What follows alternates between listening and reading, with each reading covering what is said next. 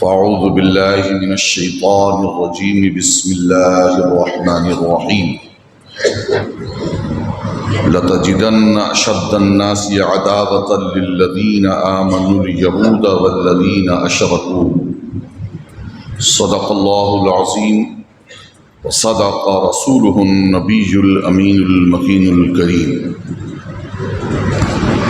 قال اللہ تبارک و تعالی فی شان حبیبہ الکریم اعوذ باللہ من الشیطان الرجیم ان اللہ وملائکتہ یصلون علی النبی یا ایہا الذین آمنوا صلوا علیہ وسلموا تسلیما اللہم صل علی سیدنا و نبینا ومولانا محمد معدن الجود والکرم والہ وبارک وسلم صلاۃ و سلام علیک یا رسول اللہ صلی اللہ تعالی علیہ وآلہ وسلم۔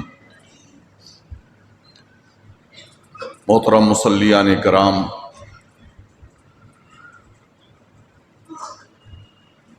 تقریباً ایک ہفتے سے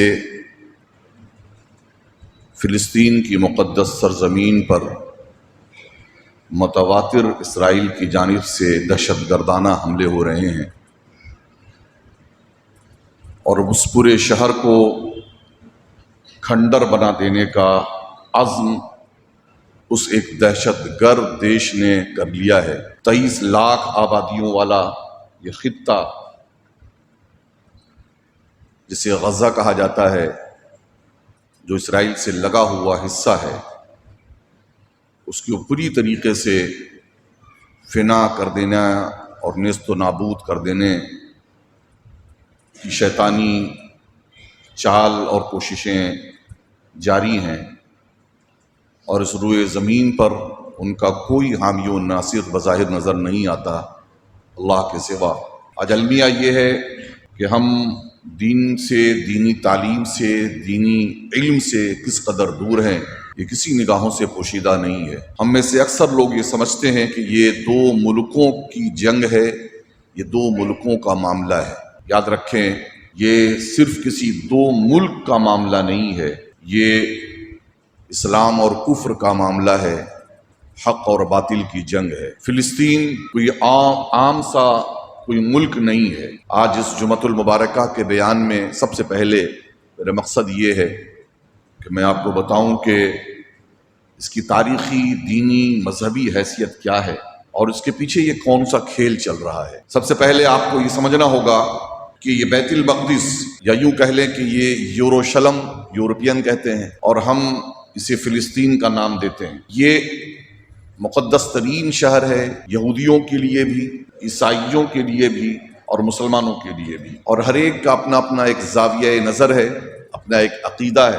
یہودیوں کا عقیدہ یہ ہے کہ وہ جگہ ہے جہاں سے کائنات کی تخلیق ہوئی ہے اور زمین کا پھیلاؤ اسی جگہ سے ہوا ہے، اور ساری دنیا میں جو زمین پھیلی ہے وہ اسی جگہ سے۔ اور حضرت ابراہیم علیہ السلام نے اپنے بیٹے کی قربانی کی تیاری بھی جو کی تھی یہیں سے کی تھی۔ بات میں اور عرض کر دوں کہ آپ لوگوں میں شاید کم لوگوں کو اس بات کا علم ہو کہ یہودیوں اور عیسائیوں کے نزدیک ذبیح اللہ حضرت اسماعیل نہیں ہے بلکہ حضرت اسحاق ہے۔ ان کا یہ عقیدہ ہے کہ حضرت ابراہیم نے حضرت اسحاق کو قربان کیا تھا اور ان کے گردن پر چھری چلائی۔ برخلاف ہمارا عقیدہ یہ ہے، اور قرآن کا فرمان بھی یہی ہے، کہ حضرت اسماعیل علیہ السلام ذبیح اللہ ہے۔ چونکہ حضرت ابراہیم علیہ السلام کو ہم اگر مسلمان مانتے ہیں تو یہودی بھی مانتے ہیں، عیسائی بھی مانتے ہیں، اور حضرت ابراہیم علیہ السلام کی ہی اولاد حضرت اسماعیل بھی ہے اور حضرت اسحاق بھی ہے، اور حضرت اسحاق سے پورا نبیوں کا ایک تسلسل ہے۔ ہزاروں ہزار انبیاء کرام حضرت اسحاق علیہ السلام کی اولاد میں سے ہیں۔ چنانچہ حضرت ابراہیم علیہ السلام نے حضرت اسماعیل کو خطہ عرب کی طرف بھیجا، مکہ المکرمہ کی طرف اللہ کے حکم سے، اور حضرت اسحاق اسی دین الہی کی سربلندی کے لیے، توحید کا پرچم بلند کرنے کے لیے انہیں فلسطین کے علاقے میں بھیجا گیا، شام کے علاقے میں۔ فلسطین حقیقتاً شام ہی کا علاقہ ہے، اور وہ شام سے علیحدہ کر کے ایک ملک کا نام دیا گیا، ورنہ وہ شام کا علاقہ ہے۔ ان کا عقیدہ یہ ہے کہ حضرت ابراہیم نے اپنے بیٹی کی قربانی کی تیاری بھی اسی جگہ کی، اور یہ بھی عقیدہ ہے کہ آخری جو یہودیوں کا بادشاہ اترے گا وہ بھی اسی مقدس سرزمین پر آئے گا۔ اور ساتھ ہی ساتھ ان کا یہ بھی کہنا ہے کہ حضرت سلیمان علیہ السلام نے سب سے بڑا مقدس معبد گاہ جو بنایا تھا، عبادت گاہ جو بنائی تھی، جسے وہ ہیکل سلیمانی کا نام دیتے ہیں، وہ اسی جگہ پر ہے۔ یہی وجہ ہے کہ ان کے لیے بڑی مقدس جگہ ہے یہ۔ عیسائیوں کے لیے یہ مقدس جگہ اس لیے ہے کہ ظاہر ہے ایک تو انبیاء کا تسلسل یہاں رہا ہے، 70,000 سے زیادہ انبیاء کرام اس خطے میں مدفون ہیں، اور اسی اغل بغل میں حضرت ابراہیم علیہ السلام کے بھی مزار کی بات آتی ہے۔ ساتھ ہی ساتھ ان کا یہ بھی عقیدہ ہے کہ حضرت عیسیٰ علیہ السلام کو اسی سرزمین پر مصلوب کیا گیا تھا، یعنی سولی پر جو چڑھایا گیا تھا اسی جگہ پر چڑھایا گیا تھا، اور ان کا سب سے بڑا گرجا گھر، عبادت خانہ اسی جگہ پر تھا۔ اور مسلمانوں کا اس کا تعلق مسلمانوں سے اس طریقے سے ہے کہ آقا کریم صلی اللہ تعالی علیہ وآلہ وسلم اسی مسجد اقصی میں تمام انبیاء کرام کی امامت فرمائی، اور اسی جگہ سے آپ آسمان دنیا کی طرف آپ نے سفر کیا، جس سے سفر معراج کہا جاتا ہے۔ اور ساتھ ہی ساتھ آقا کریم صلی اللہ تعالی علیہ وآلہ وسلم کے تعلق سے کچھ اور چیزیں بھی وہاں موجود ہیں۔ اور یہ بھی یاد رکھیں کہ یہ مسجد اقصی ہی ہے کہ نماز کی فرضیت کے بعد 16 سے 17 مہینے تک مسلمان اسی قبلہ اول کی طرف منہ کر کے نماز پڑھتے رہے، اسی قبلہ اول کی طرف منہ کر کے نماز پڑھتے رہے۔ اس لیے ہم مسلمانوں کے لیے بھی یہ مقدس ترین جگہ ہے۔ بات بڑی تفصیل ہے، بہت لمبی ہے، غور کرنا پڑ رہا ہے کہ یہاں پر کس خاکے کو لیا جائے اور بات کہاں سے شروع کی جائے، کیونکہ اس کی تاریخ اور چیزیں بہت ساری لمبی ہیں۔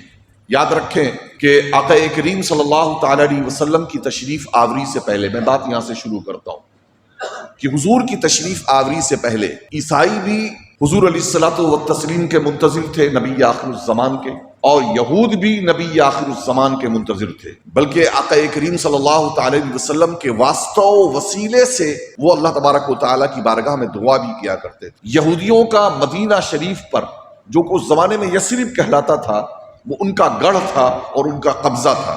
جب وہاں کے دیگر قبیلوں سے، دیگر لوگوں سے ان کی جنگیں ہوتی تھیں، بحثیں ہوتی تھیں، تو وہ یہ کہتے تھے کہ بس وہ نبی و آخر الزمان آنے والا ہے، ان کے آنے کے بعد ہم مل کر کے تمہیں ختم کر دیں گے، قتل کر دیں گے۔ کہنے کا مقصد یہ کہ وہ نبی و آخر الزمان کے منتظر تھے، لیکن جب حضور علیہ الصلوۃ والتسلیم بنی اسحاق میں پیدا نہ ہو کر بنی اسماعیل میں پیدا ہوئے، میں نے بنی اسحاق اور بنی اسماعیل بتا دیا ہے کہ حضرت ابراہیم علیہ السلام کی اولاد بڑے بیٹے حضرت اسماعیل ہیں، چھوٹے بیٹے حضرت اسحاق ہیں، اور حضرت اسماعیل سے لے کر کے حضور تک کوئی نبی نہیں ہے، درمیان میں کوئی نبی نہیں۔ جو نبی آتے دنیا میں وہ حضرت اسحاق کی اولاد میں ہوتے، چاہے وہ حضرت یعقوب ہوں، چاہے حضرت یوسف ہوں، چاہے حضرت داؤد ہوں، چاہے حضرت سلیمان ہوں، چاہے حضرت زکریا ہوں، چاہے حضرت یحییٰ ہوں، چاہے حضرت موسیٰ ہوں، چاہے حضرت ہارون ہو، چاہے حضرت شعیب ہوں۔ یہ پورا تسلسل جو ہے نبیوں کا وہ سب بنی اسحاق سے ہیں، حضرت اسحاق علیہ السلام کی اولاد میں۔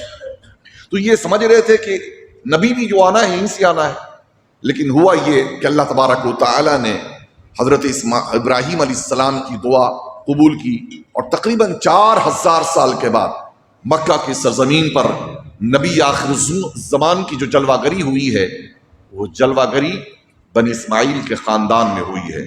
اور حضرت اسماعیل کی نسل سے جب حضور علیہ الصلوۃ والتسلیم ظاہر ہوئے ہیں، تو یہ دونوں قومیں اور بالخصوص یہود بہت زیادہ جلن، حسد، بغض، کینے کا شکار ہو گئے، اور آقا کریم صلی اللہ تعالی علیہ وسلم کی دشمنی میں مبتلا ہو گئے۔ اس کے بعد ان کا حال یہ ہوا کہ آقا کریم صلی اللہ تعالی علیہ وسلم کے خلاف طرح طرح کی سازشیں کی، اسلام اور مسلمانوں کے خلاف طرح طرح کی سازشیں کی۔ آقا کریم صلی اللہ تعالی علیہ وسلم کو معاذ اللہ شہید کرنے کی بھی انہوں نے کوششیں کی ہیں۔ نفاق سے جہاں کام چل سکتا تھا وہاں انہوں نے نفاق سے کام لیا ہے، اور جہاں یہ کھل کر حملہ کر سکتے تھے انہوں نے کھل کر بھی حملہ کیا ہے۔ میں آپ کو یہاں پر بتاتا چلوں کہ آقا کریم صلی اللہ تعالی علیہ وسلم کا جب وصال ہوا ہے تو آخری موقع پر جو آپ درد محسوس کرتے تھے وہ ایک زہر کا درد تھا اور تکلیف تھی، اور جانتے ہیں وہ زہر دینے والی عورت جو تھی وہ ایک یہودن تھی، اور جب آقا کریم صلی اللہ علیہ وسلم نے وہ گوشت کا ٹکڑا اپنے منہ میں رکھا تو حلق کے نیچے اتارنے سے پہلے اس نے کہہ دیا یا رسول اللہ میں زہر آلودہ ہوں، اور حضور نے اسے نکال کر واپس رکھ دیا۔ حضور کے ساتھ حضرت بشر نامی رضی اللہ تعالیٰ عنہ ایک صحابی تھے، انہوں نے اپنے حلق کے نیچے وہ لقمہ اتار لیا تھا، یہی وجہ تھی کہ وہ فوراً شہید ہوئے، لیکن آقا کریم صلی اللہ تعالیٰ علیہ وسلم اس کا درد محسوس کرتے رہے، اور آخری وقت میں آپ نے اس چیز کا اظہار بھی کیا کہ وہ زہر آلود گوشت کا ٹکڑا جو میں نے اپنے منہ میں رکھا تھا اس کی تکلیف آج میں محسوس کرتا ہوں۔ اور حقیقتاً دیکھا جائے تو آقا کریم صلی اللہ تعالیٰ علیہ وسلم اس شہادت سری کے منصب پر فائز ہوئے۔ بظاہر تو آپ یہی تھے کہ اپنی وفات تھی آپ کی، لیکن یہ حقیقتاً شہادت کا ایک منصب بھی تھا جو آقا کریم صلی اللہ تعالیٰ علیہ وسلم کو اس توسط سے حاصل ہوا۔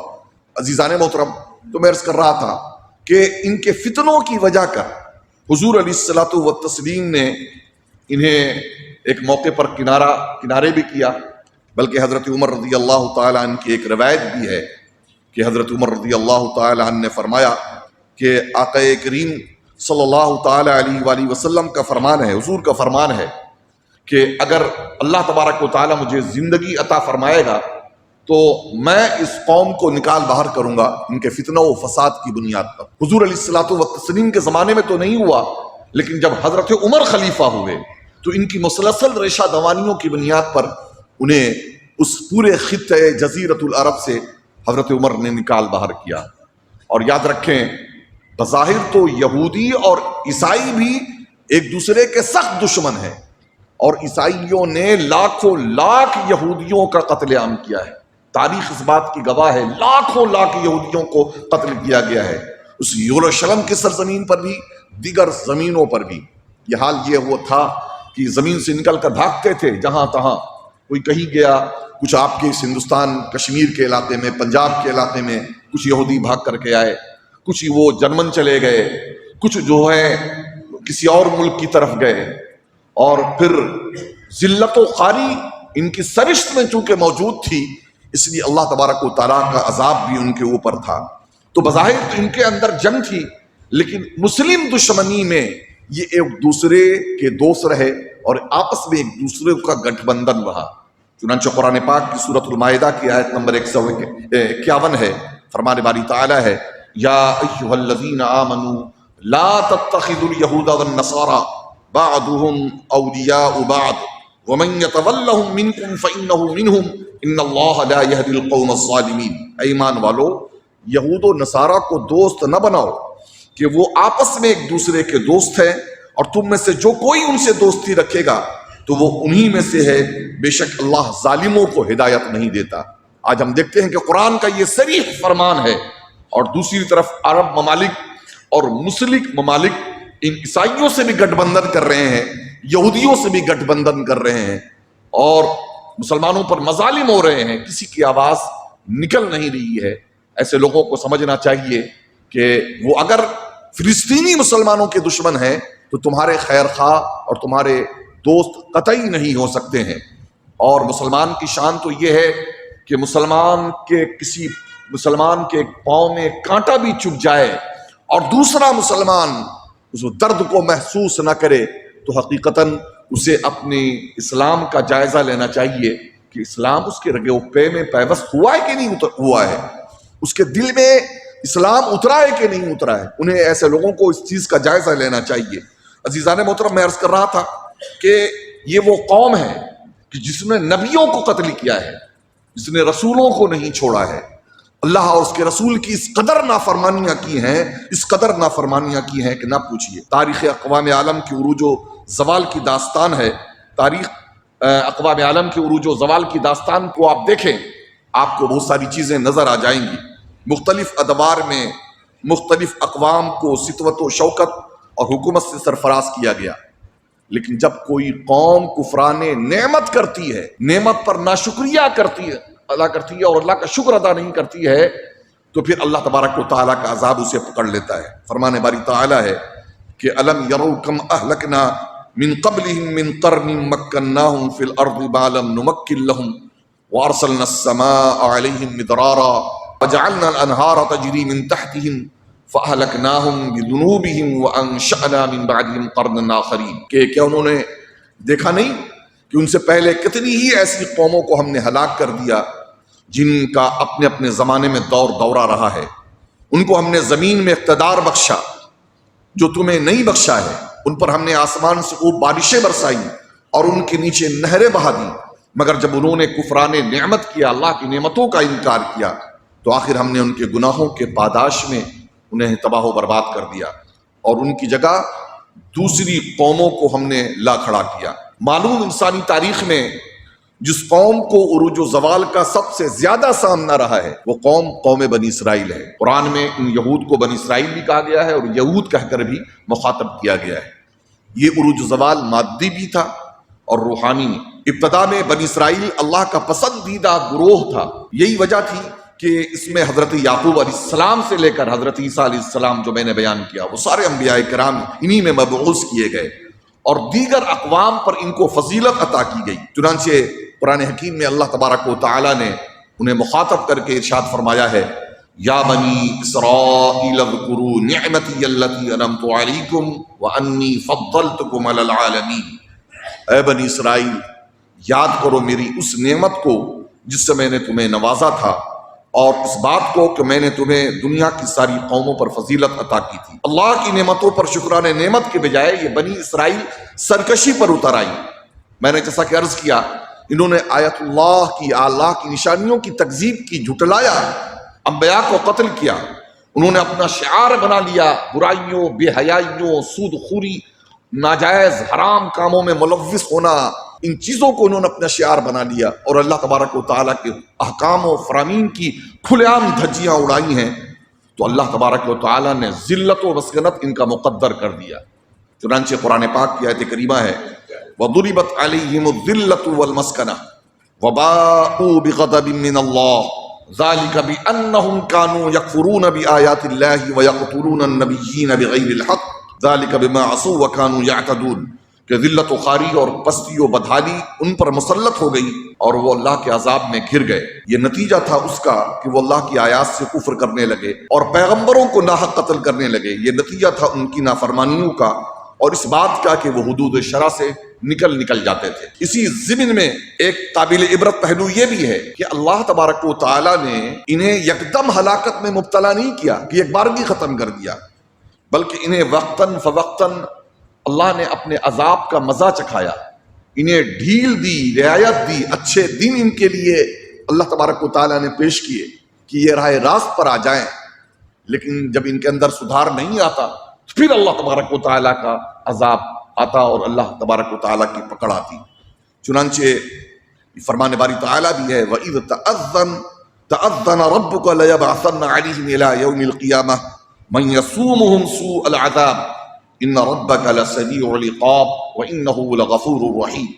اور یاد کرو جب تمہارے رب نے اعلان کر دیا کہ وہ قیامت تک برابر ایسے لوگوں بنی اسرائیل پر مسلط کرتا رہے گا جو ان کو بدترین عذاب میں مبتلا کرتے رہیں گے. چنانچہ میں نے عرض کیا کہ یہ صدیوں بھٹکتے رہے، یہاں سے وہاں، وہاں سے وہاں، یہاں تک کہ ان کا ایک بڑا طبقہ جرمن میں آباد تھا، جرمنی میں. اور پھر 60 لاکھ یہودیوں کو جرمن تاناشاہ ایڈولف ہٹلر انہیں گیس چمبر میں ڈال کر ہلاک کرتا ہے اور ہلاک کرنے کے بعد بقیہ جو بچتے ہیں ایک تھوڑا سا حصہ انہیں جو ہے اپنے ملک سے نکال دیتا ہے. بہت سے لوگوں کا کہنا یہ ہے کہ یہ جو ہولوکاسٹ کا نام دیا جاتا ہے اسے، بہت سے لوگوں کا کہنا ہے کہ یہ ہولوکاسٹ کا قصہ جو ہے فرضی ہے، حقیقت پر مبنی نہیں ہے. یہ خود یہودیوں نے اپنی مظلومیت کے اظہار کے لیے اور لوگوں کو اپنا ہمدرد بنانے کے لیے گڑھ لیا ہے. لیکن جب ہم قرآن کریم کا مطالعہ کرتے ہیں، اللہ کے فرامین کو ہم دیکھتے ہیں تو ہمیں لگتا ہے کہ نہیں، یہ کوئی گڑھا ہوا واقعہ نہیں ہے بلکہ یہ حقیقت پر مبنی ہے، کوئی یہ فرضی قصہ نہیں ہے ہولوکاسٹ کا. اور چنانچہ تاریخ میں یہ ملتا ہے کہ ہٹلر نے جب انہیں جرمنی سے بھگایا ہے تباہ و تاراج کر کے، قتل عام کر کے کچھ لوگوں کو، اس وقت دنیا کا کوئی بھی ملک ان یہودیوں کو پناہ نہیں دے رہا تھا. امریکہ، فرانس، کیوبا، کینیڈا اور دیگر ممالک ان یہودی پناہ گزینوں سے کھچا کھچ بھرے جہازوں کے ساتھ واپس کر دیا جاتا۔ یہ بالآخر اپنے بڑے بڑے جہازوں پر ایک بورڈ انہوں نے لگایا جس میں تھا بڑے مظلومیت کے ساتھ کہ جرمنی نے ہمارے گھر بار اور اہل و عیال کو تباہ کر دیا ہے، آپ ہماری امید کو نقصان نہ پہنچانا، آپ ہمیں مدد کریں، ہماری مدد کریں اور ہمیں سر چھپانے کی جگہ دے دیں۔ تو کسی ملک نے جگہ نہیں دیا، وہ ملک فلسطین تھا جس نے ان پر رحم کھایا ہے اور اس کے بعد انہیں جگہ دی ہے۔ ہاں، چونکہ ان میں سیٹ بھی تھے، سہوکار بھی تھے، بڑے بڑے پیسے والے تھے، سود خار تھے، سود خاری میں کل بھی ان کا کوئی جواب نہ تھا اور آج بھی ان کا کوئی جواب نہیں ہے۔ آج جو بزنس کے بڑے بڑے جو پلاننگ مارکیٹ میں ہے نا، شیئر بازار اور نہ جانے کون کون سی، یہ سب انہی کے ہیں۔ آج اس شیئر بازار کے چکر میں پھنس کر یہ یہودی سازش ہے۔ میں یہاں پر کچھ باتیں آئیں گی تو میں عرض کر دینا چاہتا ہوں، کیونکہ بہت سارے بزنس مین حضرات بھی بیٹھے ہوئے ہیں اور دنیا کی ہوس ہمارے دل و دماغ میں اتنی بھرتی چلی جا رہی ہے کہ المان والحفیظ۔ یہ شیئر بازار میں راتوں رات سیٹھ بننے کے چکر میں، راتوں رات لاکھ پتی اور کروڑ پتی بننے کے چکر میں اپنی رقم لگاتے ہیں اور حال یہ ہوتا ہے کہ دیکھتے ہی دیکھتے فٹ پاتھ پر آ جاتے ہیں۔ میرے سامنے نہ جانے کتنے لوگوں کی مثالیں موجود ہیں کہ جن کے لاکھوں روپے ڈوب گئے اور فٹ پاتھ پہ آ گئے۔ ایسی مثالیں موجود ہیں کہ اس لالچ میں آ کر طلاقیں ہو گئی ہیں، شوہر نے اپنی بیوی کو طلاق دے دی ہے، لوگوں نے خودکشیاں کر لی ہیں۔ پیارے یاد رکھو، یہ جو شیئر مارکیٹنگ ہے اور دیگر بہت سارے جو مارکیٹ میں قسم قسم کے بینک آ رہے ہیں اور آپ کو سبز باغ دکھا رہے ہیں، یہ یہودیوں کی پلاننگ ہے جو تمہیں سبز باغ دکھاتے ہیں اور وہ دیکھتے رہتے ہیں۔ شروع میں لالچ دیں گے، آپ کو تھوڑا بہت دیں گے اور جب لگے گا کہ ایک بڑی رقم آپ نے لگا دی اس میں، تو پھر وہ اسی وقت وہ لگام کھینچتے ہیں اور آپ دیکھتے ہی دیکھتے فٹ پاتھ پر آ جاتے ہیں۔ تو یہ یہودیوں کی ایک پرانی سازش اور چال ہے، یہ ان کا عمل معاملہ ہے۔ تو اللہ کے لیے ان چیزوں سے آپ بچیں۔ تو ہٹلر نے کیا کہا تھا؟ کسی نے ان کو پناہ نہیں دی، تو کچھ نے زمین پیسے دے کر کے خریدا اور کچھ جو غریب تھے ان میں، ان پر ان فلسطینی عربوں نے رحم کھا کر انہیں اپنی جگہ دے دی اور اپنی زمین دے دی۔ آج وہ ہٹلر کا وہ جملہ یاد آتا ہے کہ میں نے چند لوگوں کو صرف اس لیے چھوڑ دیا، یہ تاریخی جملہ اس نے کہا تھا کہ میں نے یہ مٹھی بھر یہودیوں کو اس لیے چھوڑا ہے، میں نے ان کو زندہ میں اس لیے چھوڑ رہا ہوں تاکہ دنیا دیکھ لے، جان لے کہ میں نے انہیں کیوں مارا تھا، میں نے انہیں کیوں مارا تھا، دنیا کو پتہ چل جائے۔ آج یہ مٹھی بھر لوگوں نے آج پوری دنیا کو اپنے ہتھ کنڈے اور اپنی فتنہ و سازش کا شکار بنا کر رہ دیا ہے۔ بدامنی اور فتنہ جہاں کہیں سے بھی نکلتا ہے، غور کریں گے تو ان کا منبع اور ان کا مخرج اور اصل مقام جو نظر آئے گا وہ یہی یہود نظر آئیں گے اور انہی کی سرزمین نظر آئے گی۔ تو عزیزان گرامی، میں عرض کر رہا تھا کہ یہ وہ قوم ہے کہ جس کی تاریخ بڑی سیاہ ہے، بڑی گھناؤنی ہے، بڑی گندی ہے۔ تو اب اس میں بیان کرنے کے لیے بہت کچھ ہے۔ میں یہاں پر عرض کرنا چاہتا ہوں کہ اب اس وقت تقریباً دنیا دو حصوں میں تقسیم ہو چکی ہے کہ بھئی یہ صحیح ہے کہ غلط ہے۔ یاد رکھیں، یہاں کا گودی میڈیا جو ہے، اپنے بھارت کا گودی میڈیا تو اسرائیل کے ساتھ کھڑا ہوا ہے، لیکن اسی بھارت کی آپ تاریخ اٹھائیں تو گاڈ آف نیشن میں کہا جاتا ہے، مسٹر گاندھی سے لے کر کے مسٹر نہرو، اور نہرو سے لے کر کے فادر آف نیشن گاندھی سے لے کر کے نہرو، اور نہرو سے لے کے مسٹر واجپئی تک۔ واجپئی کے بعد بھی، واجپئی ہم اس لیے کہہ رہے ہیں کہ واجپئی وہ پرائم منسٹر ہیں کہ جس کی حکومت آج بھی ہے، تو مسٹر واجپئی تک فلسطین کے ساتھ کھڑے ہوئے تھے اور ان کا کہنا یہ تھا کہ یقیناً یہ فلسطینی مظلوم ہیں اور انسانیت کے ساتھ یہ اسرائیلی کھلواڑ کر رہے ہیں۔ لیکن آج ہمارا یہ دیش جو ہے بھارت، اس نے انسانیت کو پسے پشت ڈال دیا ہے۔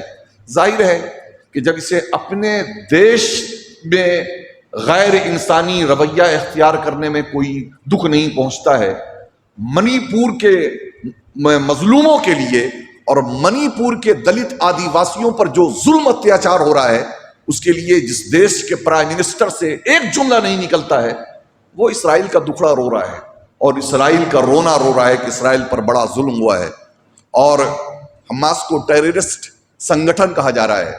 مجھ کو حماس کی صفائی نہیں پیش کرنی ہے، میں کوئی حماس کا وکیل نہیں ہوں، لیکن میں بس اتنا ضرور کہنا چاہوں گا کہ چلو ٹھیک ہے، اگر حماس کے ذریعہ کسی عام شہری کا قتل ہوا ہے تو یقیناً ہم اس کا سپورٹ نہیں کرتے، لیکن سوال یہ پیدا اٹھتا ہے کہ آپ کے دیش پر اگر کوئی قبضہ کر لے اور زمین پر قبضہ کرتا چلا جائے تو جواب میں آپ کیا کہیں گے؟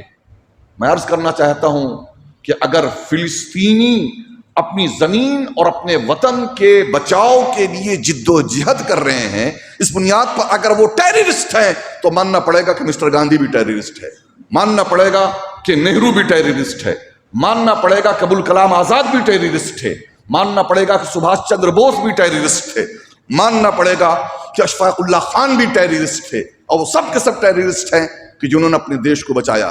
میں پوچھنا چاہتا ہوں کہ آج ہمارے دیش کے بہت سارے حصوں پر چین قبضہ کرتا جا رہا ہے یا پاکستان قبضہ کرنے کی کوشش کرے، تو مجھے بتاؤ کہ کیا آپ ان کے گلے میں مالا ڈالو گے کہ آپ اپنے وطن کی سرزمین کو بچانے کے لیے جد و جہد کریں گے؟ یقیناً ہم وہ ہیں کہ جو اپنے وطن کے لیے جنہوں نے ہمیں اپنی جانیں دی ہیں، اگر ایسی نوبت آ جائے گی تو چین سے بھی ہم لڑیں گے، پاکستان سے بھی ہم لڑیں گے، لیکن ہمیں کوئی سرٹیفکیٹ کسی کو دینے کی ضرورت نہیں ہے۔ مسلمانوں کو ضرورت اس بات کی ہے کہ کسی سے اپنی دیش بھکتی کی سند لینے کی ضرورت نہیں ہے کہ ہم دیش بھکت ہیں، ہمیں تمہیں بتانے کی ضرورت نہیں ہے۔ غداروں کو، دیش کے غداروں کو ہم بتائیں کہ ہم جو ہیں دیش بھکت ہیں، یہ بڑے تعجب کی بات ہے، بڑے تعجب کی بات ہے۔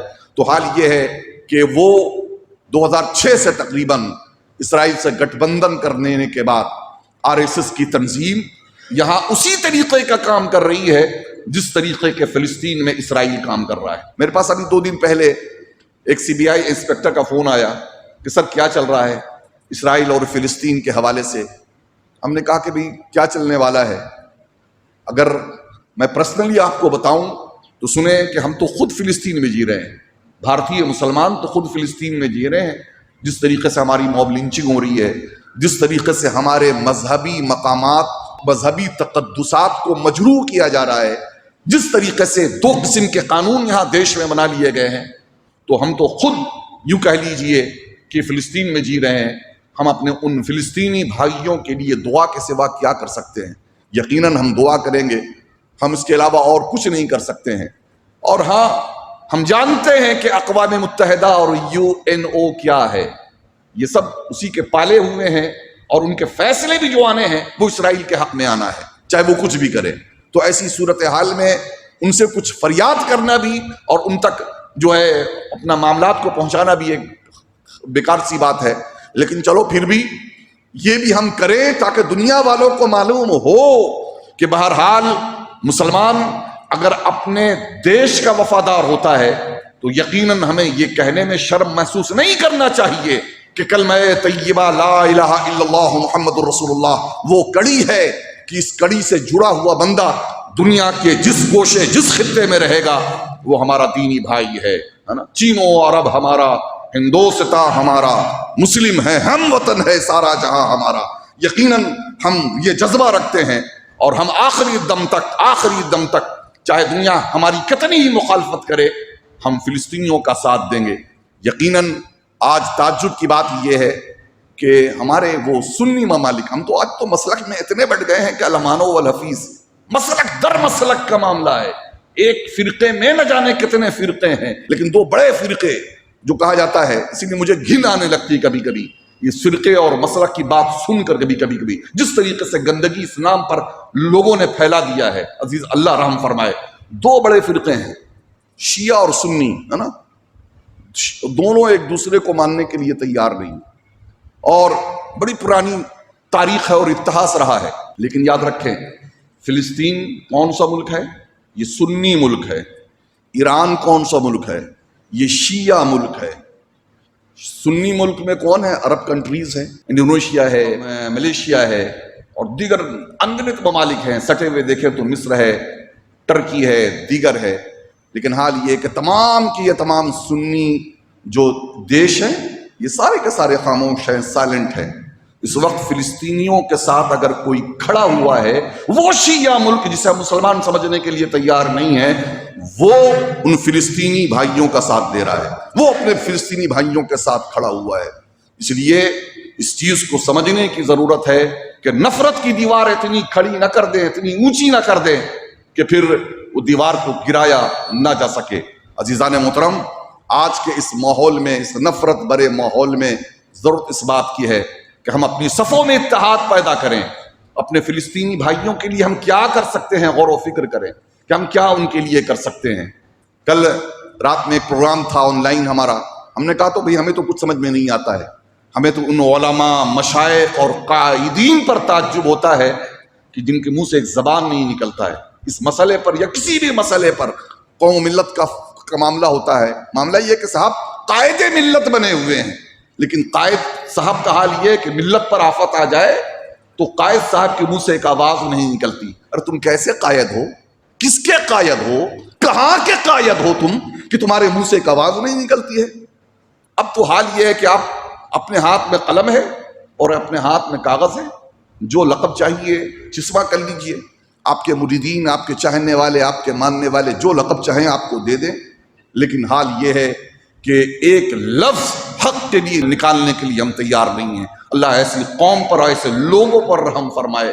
ہم کچھ نہیں کر سکتے ہیں تو کم از کم زبانی طور پر ہی صحیح اپنا احتجاج درج کرائیں، دنیا تک یہ پیغام پہنچے کہ مسلمان بے حس نہیں ہوئے ہیں، مسلمان کا احساس زندہ ہے اور مسلمان ہر حال میں اپنے دینی بھائی کے ساتھ کھڑا ہوا ہے اور کسی بھی حال میں سمجھوتا نہیں کر سکتا ہے۔ اللہ تبارک و تعالی ہم سب پہ رحم فرمائے، اس قوم پہ رحم فرمائے۔ آج فلسطین کی سرزمین زبان حال سے تمہاری دنیا کے مسلمانوں کو آواز دے رہی ہے کہ یہ مسلمانوں پر اسرائیل کے ظلم و ستم، شرم اے شاہان دنیا، شرم اے اہل حرم۔ خون مسلمان کا یہاں اس درجہ ارزاں ہو گیا، دیکھتے ہی دیکھتے القدس ویراں ہو گیا۔ جو تجھے بیدار رکھتی تھی وہ غیرت کیا ہوئی؟ اے مسلمان آج وہ تیری حمیت کیا ہوئی؟ اپنی عظمت خود تیرے ہاتھوں سے تاراج کیوں؟ عیش و عشرت میں مگن ہے اس قدر تو آج کیوں؟ دندناتے پھر رہے ہیں تیرے ملکوں میں یہود، اس قدر کمزور و بے حس ہو گیا تیرا وجود، اور کی گئی پامالیاں تیرے بیٹیوں کی عصمتیں، فوج سہونی کے ہاتھوں اف تیری یہ ذلتیں۔ اے مسلمان کیا ہوا وہ جوش ایمانی تیرا؟ تجھ میں کیا باقی نہیں وہ عزم قربانی تیرا؟ نام کے ڈنکے تیرے بجتے تھے دنیا میں کبھی، پھول کھلتے تھے قدم سے تیرے صحرا میں کبھی۔ وآخر الدعوانا ان الحمد للہ رب العالمین۔